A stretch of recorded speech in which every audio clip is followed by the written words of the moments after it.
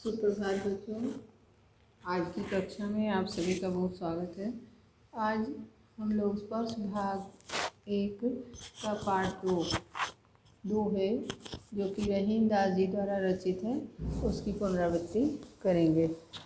हिंदी भक्तिकालीन जो काव्य धारा है, उसके प्रसिद्ध कवि रहीम दास जी का पूरा नाम अब्दुल रहीम खान खाना था। उनका जन्म वर्तमान पाकिस्तान के लाहौर में सन 1556 में हुआ था। वे अकबर के दरबार के 9 रत्नों में से एक थे। वे अरबी, फारसी, संस्कृत और हिंदी भाषा के अच्छे विद्वान थे। रहीम के नीतिपरक दोहों पर संस्कृत कवियों की छाप स्पष्ट रूप से दिखाई देती है। वे मध्ययुगीन दरबारी संस्कृति के पोषक थे, इसलिए नीति, भक्ति और श्रृंगार ही उनकी रचनाओं का मुख्य विषय रहे। रहीम ने नीतिपरक दोहों में दैनिक जीवन से जो उदाहरण लिए हैं, उन्हें देकर उन्हें रोचक और सरल एवं बोधगम्य बना दिया है। हिंदी में रहीम दास जी को ब्रज भाषा और अवधी भाषा पर समान रूप से अधिकार प्राप्त था, इसलिए उन्होंने इन दोनों भाषाओं का प्रभावशाली ढंग से प्रयोग किया है। उनका देहावसान सन 1626 में हुआ। इस पाठ में उन्होंने 11 नीतिपरक दोहे लिख दिए हैं। इनके 11 नीतिपरक दोहों का संकलन इस पाठ में किया गया है। ये दोहे जहाँ एक ओर शुद्ध आचरण और उत्तम व्यवहार की शिक्षा देते हैं, वहीं दूसरी ओर जीवन को सुखपूर्वक जीने के लिए उचित दिशा निर्देश भी देते हैं। अब इन 11 दोहों के बारे में जानेंगे और फिर उसके बाद उससे संबंधित प्रश्नों को करेंगे। ठीक है, तो इसमें जो है पहला दोहा कहा गया है, रहीमन धागा प्रेम का, मत तोड़ो चटकाए, टूटे से फिर ना जुड़े, जुड़े गांठ पड़ जाए। यहाँ कहा गया है, रहीम दास जी ने ये बताया है कि रहीमन धागा प्रेम का, प्रेम रूपी जो धागा है, प्रेम का जो व्यवहार है, वो झटके से चटकाए का अर्थ क्या होता है? झटके से। ठीक है, मत तोड़ो चटकाए,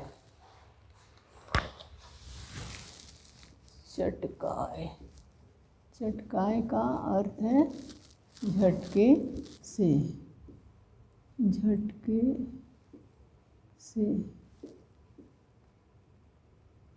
मत तोड़ो चटकाए, यानी कि जो प्रेम रूपी धागा है उसको झटके से न तोड़ो। झटके से यानी बिना सोचे समझे प्रेम रूपी धागे को तोड़ना नहीं चाहिए।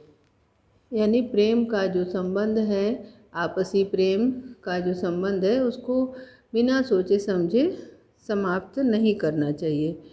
मत तोड़ो चटकाए, टूटे से फिर ना मिले, मिले गांठ पड़ जाए। और क्यों नहीं तोड़ना चाहिए? क्योंकि उन्होंने ये कहा है कि अगर प्रेम रूपी धागा एक बार टूट जाता है तो टूट जाने के बाद वह फिर से मिलता नहीं है।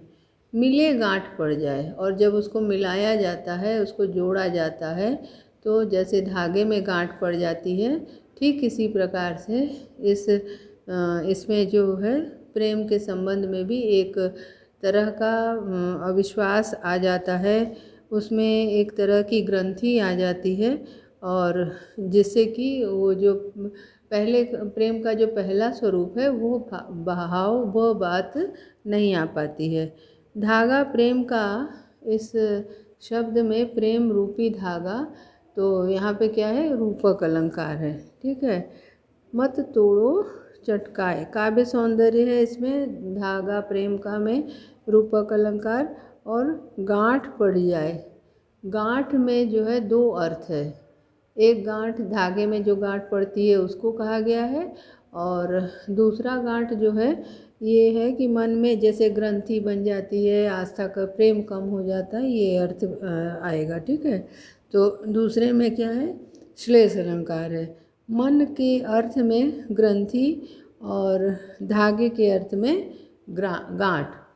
अगर मन के रूप अर्थ में हम लें तो श्लेष अलंकार यदि हम करें तो श्लेष अलंकार का लक्षण क्या है, जहाँ पे एक ही शब्द का दो या दो से अधिक अर्थ हो। एक ही शब्द में जब दो अर्थ चिपके हुए हों तो उसे श्लेष अलंकार कहते हैं। तो यहाँ पर जो है गांठ शब्द में दो अर्थ हैं। एक अर्थ है ग्रंथि, और मन के लिए यदि कहा जाए तो ग्रंथि, और यदि धागे के अर्थ में लिया जाए तो इसका अर्थ क्या होगा, गांठ।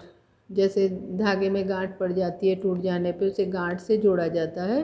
ठीक उसी प्रकार से प्रेम का संबंध यदि जोड़ा जाए तो उसमें जो है वो पहले वाली बात नहीं होती है, क्योंकि उसके अंदर से जो विश्वास है, आस्था है, वो समाप्त हो जाती है। तो इस प्रकार यहाँ पे धागा प्रेम का, प्रेम रूपी धागा, उसमें रूपक अलंकार है, और गांठ परिजाय में गांठ शब्द में श्लेष अलंकार है। और श्लेष के दो अर्थ है जो कि आपको हमने अभी बताया। कवि ने दोहा छंद में नीति और व्यवहार की एक अनुपम सीख दी है। आप देखिए, धागे के रूप में उदाहरण उन्होंने लिया है किसका, धागे का। ठीक है, धागे का उन्होंने उदाहरण लिया और धागे से उन्होंने जोड़कर अपने मन की ग्रंथि को का मतलब उदाहरण, धागे के उदाहरण से मन के ग्रंथि को स्पष्ट किया है कि जिस प्रकार से धागे में यदि टूट पैदा हो जाए, धागा यदि टूट जाए तो उसमें ग्रंथि यानी कि गांठ पड़ जाती है, उसी तरह से मन में भी अगर प्रेम संबंध टूट जाए तो अगर दोबारा जोड़ा जाए तो उसमें एक गांठ पड़ जाती है। ठीक है। अब अगला दोहा है, रहीमन निज मन की व्यथा, मन ही राखो गोय, सुनी अठ लई हैं लोग सब, बाँट न लई हैं कोय। यहाँ पे कह रहे हैं कि रहीमन निज मन की व्यथा, निज मन की व्यथा, निज मन अपने मन की व्यथा, मन की जो व्यथा है, व्यथा, व्यथा का अर्थ है दुख दर्द। ठीक है। व्यथा, व्यथा का अर्थ है दुख दर्द, दुख दर्द। व्यथा का अर्थ है दुख दर्द। ठीक है। तो मन की व्यथा यानी मन की जो व्यथा है, मन ही राखो गोय, गोय मने छिपाकर, गोय का क्या अर्थ होगा, छिपाकर, मन ही राखो गोय, गोय मने छिपा कर, मन की व्यथा को मन में ही छिपा कर रखना चाहिए। सुनी अठिलई हैं लोग सब, अठिलई हैं मने इठलाना, अठिलई का मतलब होता है या तो इठलाना या तो मजाक करना। ठीक है। इसमें सुनी अठिलई हैं लोग सब, सुनी अठिलई हैं, अठिलई हैं, सुनी अठिलई हैं मतलब इठलाना, इठलाना या मजाक, मजाक करना। सुनी अठिलई हैं लोग सब, सभी लोग जो है उस मन की व्यथा को यदि आप सबके सामने कह देंगे, मन के कष्ट को यदि आप सबके सामने कह देंगे तो उसको सुन करके सब इठलाएंगे, इठलाएंगे यानी कि मजाक उसका बनाएंगे, मजाक उड़ाएंगे। बाँट न लई हैं कोई, उसे कोई बांटेगा नहीं, आपकी व्यथा को कोई कम नहीं करेगा, बल्कि आपकी सब हंसी उड़ाएंगे।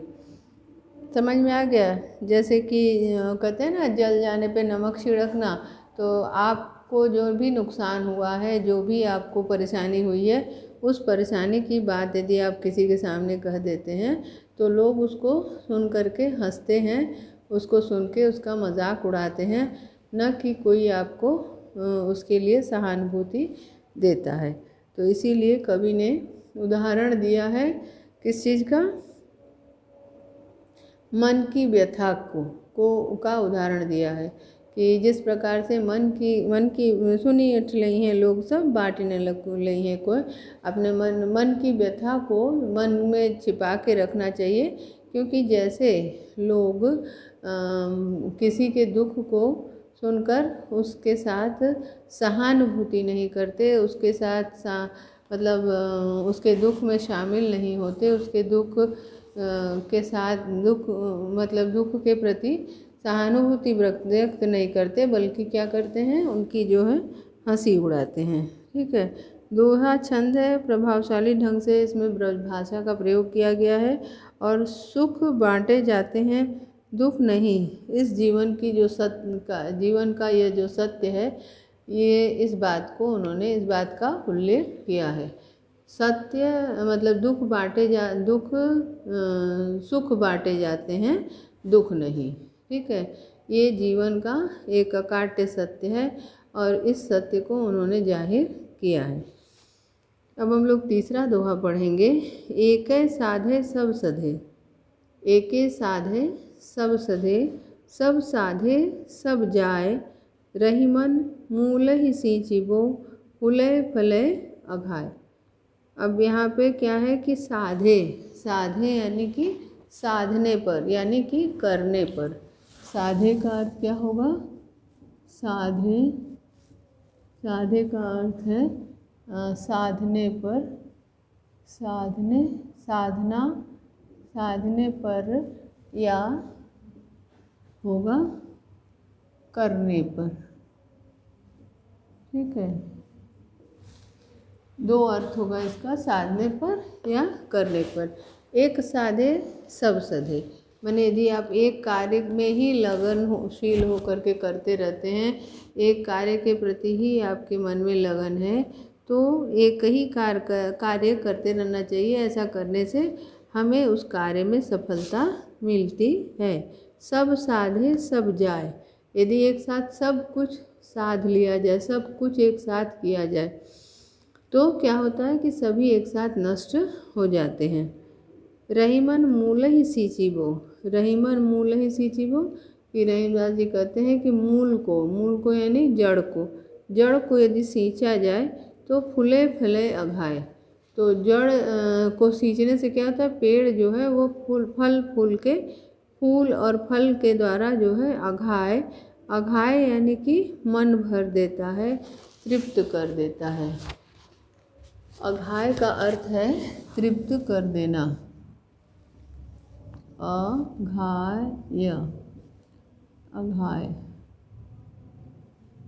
अघाय का अर्थ है तृप्त कर देना। ठीक है, अघाय का क्या अर्थ है, तृप्त कर देना। तो कह रहे हैं कि एके साधे सब सधे, अगर हम लगनशील होकर के कोई एक कार्य करते रहें, अगर एक कार्य में ही मन लगा करके उस कार्य को करते रहें, तो सब सधे, तो वह कार्य पूरी तरह से संपूर्ण हो जाएगा। उस कार्य में सिद्धि मिल जाएगी, उस कार्य में सफलता मिल जाएगी। और मूल ही सब साधे सब जाए, यदि सारे काम एक साथ करने लगे, यदि सारे कार्य को एक साथ करने लगे तो सब कुछ नष्ट हो जाता है। सभी कार्य हमारे बेकार हो जाते हैं, हमें कहीं भी सफलता नहीं मिलती है। वैसे ही जैसे रहीमन मूलहि सींचिबो, फूले फले अघाय।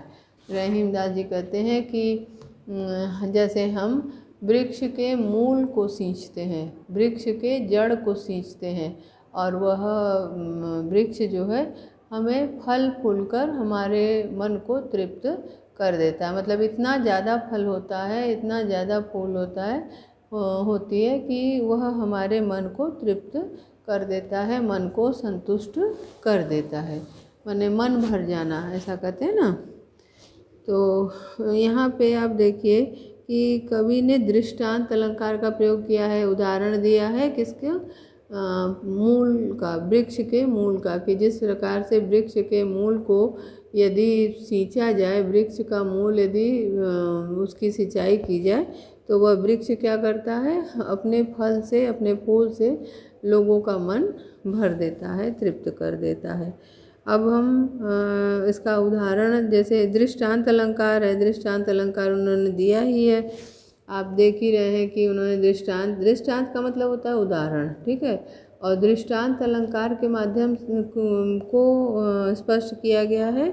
उदाहरण उसके क्या है, मूल ही सींची वो फूले फले अघाए, माने वृक्ष को मूल से सींचा जाता है और वह सबके मन को तृप्त कर देता है। कवि के ने दृष्टांत के माध्यम से अपनी बात को प्रमाणित की है। और पहली पंक्ति में एके साधे सब सधे सब साधे सब जाए, पंक्ति में सवर्ण की आवृत्ति हुई है, इसमें सवर्ण की आवृत्ति हुई है। आवृत्ति का मतलब दोहराया जाना, ठीक है। आवृत्ति का अर्थ क्या होता है, दोहराया जाना। यहाँ सवर्ण की आवृत्ति होने के कारण इसमें जो है कौन सा अलंकार है, इसमें जैसे सब साधे, एके साधे सब सधे, साधे में सवर्ण और सब में सवर्ण और सधे में भी सवर्ण, तो साधे सधे में सवर्ण की दो से अधिक बार आवृत्ति हुई है, इसीलिए यहाँ पे कौन सा अलंकार होगा, अनुप्रास अलंकार। और साथ में दृष्टांत अलंकार का भी इन्होंने प्रयोग किया है। दृष्टांत दिया है इन्होंने वृक्ष का, ठीक है, वृक्ष का उन्होंने दृष्टांत दिया है। वृक्ष के दृष्टांत के माध्यम से, उदाहरण के माध्यम से उन्होंने अपनी बात को रखने की कोशिश की है। और ऐसे ही फूले फले में भी फ वर्ण की आवृत्ति है, ठीक है। सब साधे सब जाए, सब साधे सब सधे, सब एके साधे सब सधे सब साधे, तो इतने सारे सब सवर्ण के प्रयोग हुए हैं। एक ये उदाहरण है, और दूसरा उदाहरण आपका समय के लिए है कि दूसरा वाला कहा गया है कि जब हमारा जड़ यदि सिंचित हम करेंगे तो फल फूल से हमारा मन भर देगा, ठीक है। सब साधे सब जाए, और इसमें त वर्ण की आवृत्ति हुई है, और इस तरह से यहाँ पे अनुप्रास अलंकार हुआ है। अब आप चौथा दोहा पढ़िए। चौथे दोहे का उदाहरण मतलब उसमें पुनरावृत्ति हम करेंगे। चौथा दोहा क्या है, चित्रकूट में रमी रहे, चित्रकूट में रमी रहे रहीमन अवध नरेश। यहाँ पे देखिए, रमी रहे रहीमन, रमी रहे रहीमन, इन रमी रहे रहीमन में र वर्ण की आवृत्ति हुई है, तो कौन सा अलंकार होगा, अनुप्रास अलंकार। जब भी आप देखिएगा ना कि अगर किसी भी वर्ण की दो या दो से अधिक बार आवृत्ति हुई है, आवृत्ति यानी दोहराया जाना, यहाँ पे आप देखिए रहीमन रमी रहे, रहीमन रहीमन चित्रकूट में रमी रहे, रमी रहे रहीमन, रमी रहे रहीमन में आपके र वर्ण की आवृत्ति हुई है।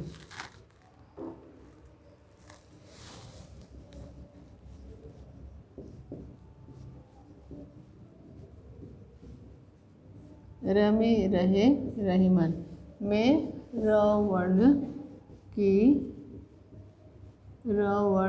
आवृत्ति, वर्ण रहीमन की आवृत्ति, ठीक है। र वर्ण की आवृत्ति हुई है, तो आप मतलब र वर्ण दोहराया गया। चित्रकूट में रमी रहे रहीमन अवध नरेश, जा पर विपदा पड़त है सो आवत यही देश। अब इस दोहे में ये कहा गया है कि चित्रकूट में जो रहीमदास जी कहते हैं, चित्रकूट की महिमा का वर्णन करते हैं, ठीक है। यहाँ पे चित्रकूट की महिमा का वर्णन उन्होंने किया है कवि ने, जहाँ प्रभु श्री राम ने वनवास की अवधि के दौरान कुछ दिन व्यतीत किए थे। वह स्थान जो है उसको धन्य माना है। कह रहे हैं जैसे उन्होंने वनवास को जाते समय कुछ समय यहाँ पे निवास किया, तो उसी तरह से हमें, अगर हमारे ऊपर विपत्ति पड़ी है तो हमें भी उस स्थान पर जाना चाहिए। कह रहे हैं कि रहीम दास जी कहते हैं कि अवध के राजा श्री राम वनवास के लिए जब चित्रकूट में आकर रमे रहे। मतलब कि जब उनको वनवास जाना था तो राह में चित्रकूट स्थान आया और जाते समय वे कुछ समय के लिए, कुछ दिनों के लिए वहाँ पर रह गए। वहाँ की प्राकृतिक सुंदरता में उनका मन जो है रम गया। वहाँ की जो सुंदरता थी उसमें उनका मन रम गया मतलब लग जाना। ठीक है, तो वहाँ की प्राकृतिक सुंदरता में उनका मन रम गया, चित्रकूट में रमी रहे। रहीमन अवध नरेश, रहीम दास जी कहते हैं कि अवध नरेश यानी कि अवध के राजा, अवध के भावी राजा जो है चित्रकूट में रहने लगे। आकर वे बस गए और जहाँ पर विपदा परत है। ये जो है स्थान कैसा है? दुख निवारक। एक स्थान कैसा है? दुख निवारक स्थान है और यहाँ पे आने से सारे दुख मिट जाते हैं, ऐसा माना जाता है। कवि का भाव ये है कि विपत्ति आने पर व्यक्ति चित्रकूट श्री राम की भांति शांति प्राप्त करने के लिए आता है। कवि क्या करना चाहते हैं? कवि कहते हैं कि जैसे मनुष्य जो है शांति की खोज में जब बहुत ज़्यादा परेशान हो जाता है तो शांति की खोज में इधर उधर भटकता है और वह कई ऐसे स्थान को चुनना चाहता है जिसमें शांति प्राप्त हो। तो यहाँ पे रहीम दास जी कहते हैं कि जैसे वनवास को जाते समय श्री राम प्रभु यहाँ पे कुछ समय तक रुक गए थे, ठीक उसी प्रकार से जिस पर विपदा पड़ती है, जिस पर विपत्ति पड़ती है, सो आवत यही देश, वही इस देश में आता है जिस पर विपत्ति पड़ी रहती है। माने विपत्ति से मुक्ति पाने के लिए, विपत्ति से शांति पाने के लिए मनुष्य शांति की खोज में चित्रकूट जाता है। यहाँ की प्राकृतिक सुंदरता जो है वो अद्भुत है, वह भी एक आकर्षण का केंद्र है ना। तो इसीलिए उन्होंने कहा कि जहाँ पर विपदा पड़त है सोई आवत यही देश। अब अगला है दोहा। दीरघ दोहा अर्थ के, आखर थोड़े आही, ज्यों रहीम नट कुंडली, सिमिट कूदी चढ़ जाए। यहाँ पे ये बता रहे हैं कि इस दोहे में ये कह रहे हैं कि रचनाकार ये बता रहे हैं कि दोहे की विशेषता क्या है। दोहे की विशेषता क्या है? दोहा एक तरह का छंद है और इस छंद में 2 पंक्तियाँ होती हैं। दोहा छंद है और दोहे में क्या होता है कि ये 2 पंक्तियाँ होती हैं मात्र। और फिर इसीलिए ये कह रहे हैं कि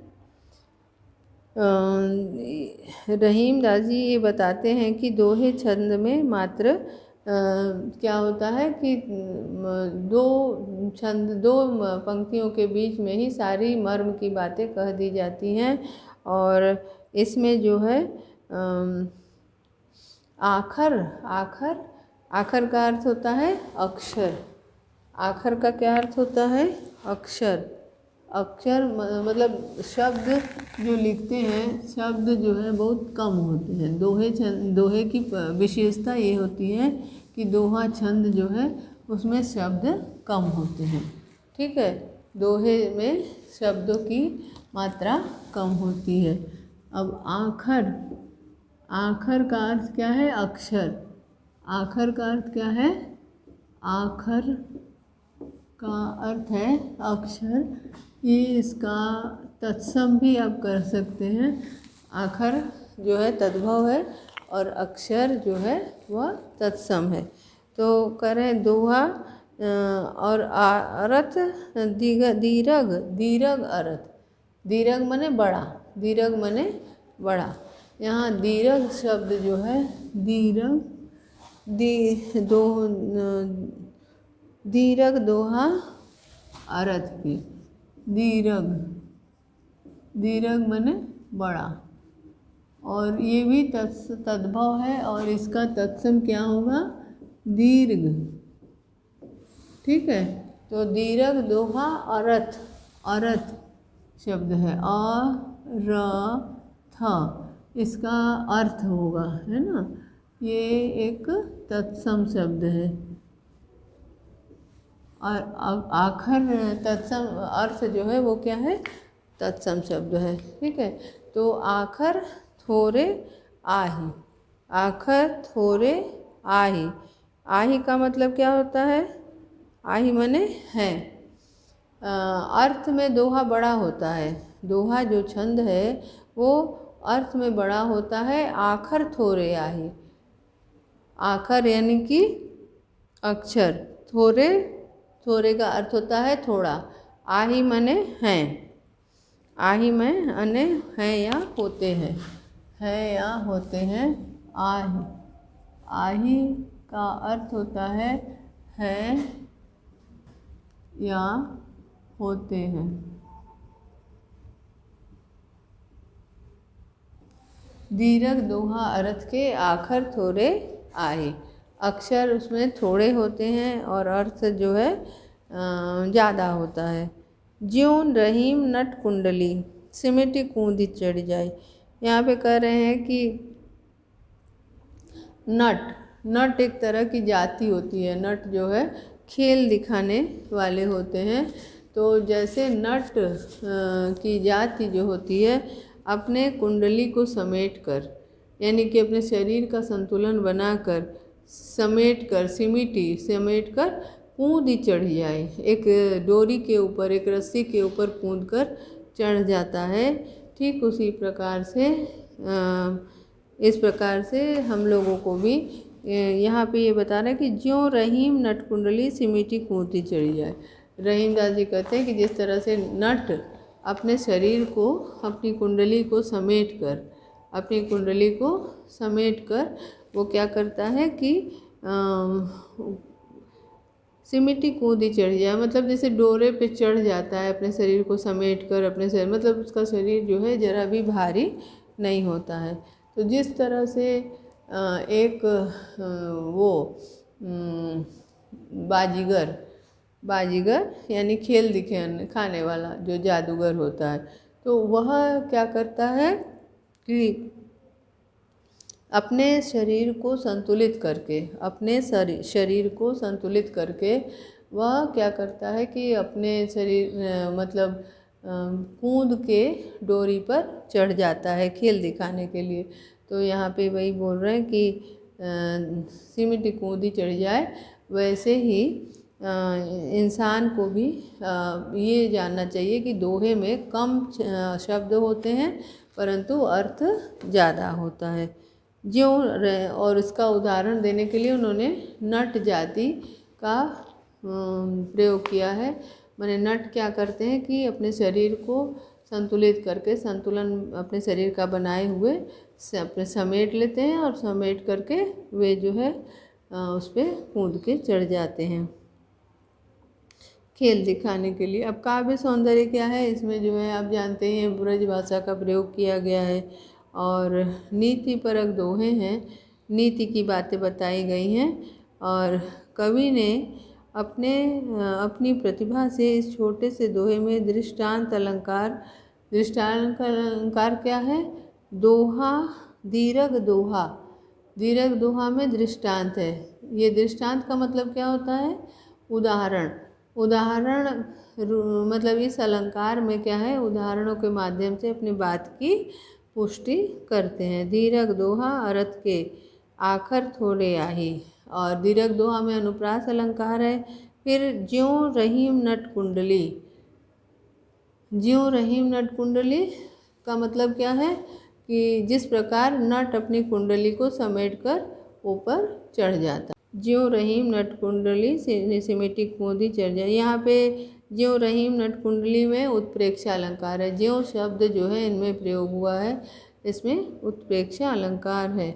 और इस प्रकार आपने 4 दोहे पढ़े, 5 दोहे पढ़े, चारों पाँचों दोहों में आपने देखा कि दैनिक जीवन से संबंधित एक एक उदाहरण कवि ने अपने दोहों को स्पष्ट करने के लिए दिया है।